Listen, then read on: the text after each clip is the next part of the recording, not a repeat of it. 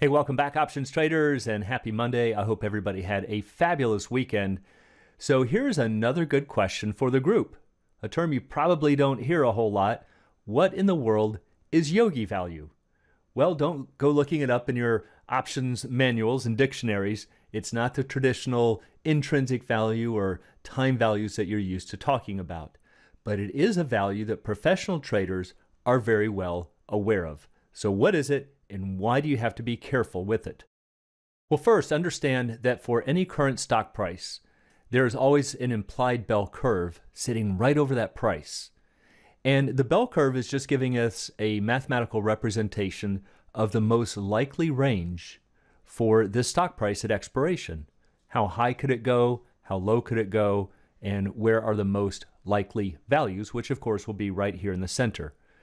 So if you were to put whatever the factors are for current conditions into a Black-Scholes pricing model, the blue area is what's generating the value. But let's say that the stock comes way down to here, or it comes way up to here. See, there's no real value in there, and yet what if we had some strikes out here? They're probably worth zero according to a pricing model, but would you sell them for zero? Would you sell this put that's so far out of the money that it's worth zero and say, hey, you can buy all that you want from me for nothing? Well, of course not. You're just exposing yourself to potentially large risks, even though they might be unlikely, and you're doing it for no money. So why would these options actually have value on a quote board? Well, this is where we get into the Yogi value. And this is after baseball legend Yogi Berra, who famously said, "It ain't over till it's over." And I believe it was a reporter that asked him about the National League pennant race, and his team was behind, and he said, yeah, we're behind, the clock is running out, but it ain't over till it's over. And his point was that as long as there's time on the clock, there's always a possibility for a win. There's always a possibility for something to happen. And that's exactly what's happening here in the options market. So here's what it looks like on a quote board. So let's say that these are some calls and puts for a particular option expiration, and we've got the $50 call trading for 3, 55s for $1.20, 60 strike for 35 cents. We hit the 65 strike trading for 10 cents. Now I've put this one in gray because this might actually have a Black-Scholes model.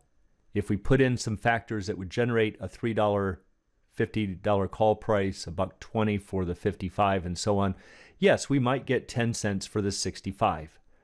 But eventually you're going to hit a strike where the Black-Scholes model comes up with zero for a price, at least out to 3 or 4 decimal places. But you're not going to see that on the quote board. Instead, you're going to see things like this, just a repeat, 10 cents, 10 cents, 10 cents. So are these 10-cent values here in red being generated from a Black-Scholes model? Not at all. They are worthless. But the traders are just saying, well, we're not going to sell them to you for nothing. We have to put a price on the board. And of course, we know from our pricing relationships that higher strike calls have to be worth less money. Well, there's only going to be a point where they can fall so low, and then they're just going to repeat. So these here in red, we would say, is due to Yogi value. It's just somebody putting up a price because, hey, it ain't over till it's over. We're not going to sell them for nothing, so there's going to be some kind of a price. Now over on the put side, we'll see the same thing in reverse. We'll get some values for the higher strike puts, and then eventually we're going to hit a price, and you're just going to see repeats. Now in this example, I've done it with 10 cents. A lot of times you'll see it with 5 cents, but you might even see it with 20 or 25 cents, depending on the volatility.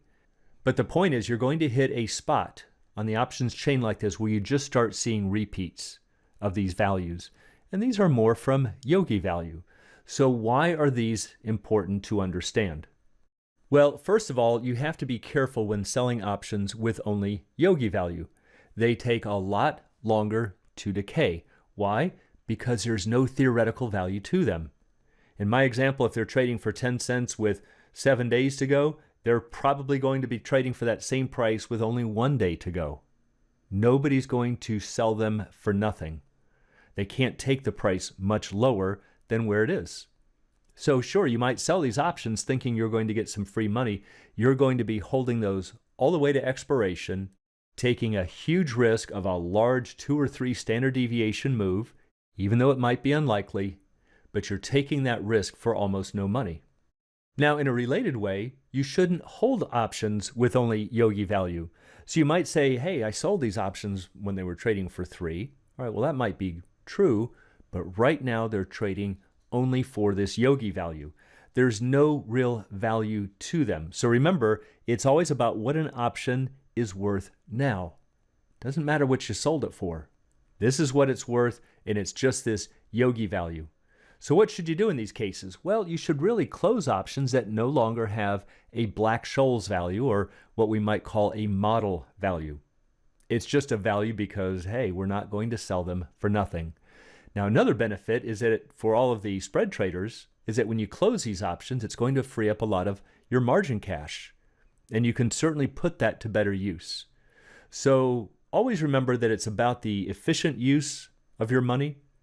You don't want to sell these options that really have no value other than Yogi value, because you're just exposing yourself to a huge potential risk for no money, and they're going to take a long time to decay. So while it might seem like you're selling these options and getting some free money, always remember, it ain't over till it's over. So for those who'd like to learn more about the arts and science of options trading, please check out the Alpha Trader course, Strategy Lab, and a technical analysis course. You can find it all at optionsatoz.com. Also, please join us on the Facebook trading group, Options A to Z, and you can find a link in the description below.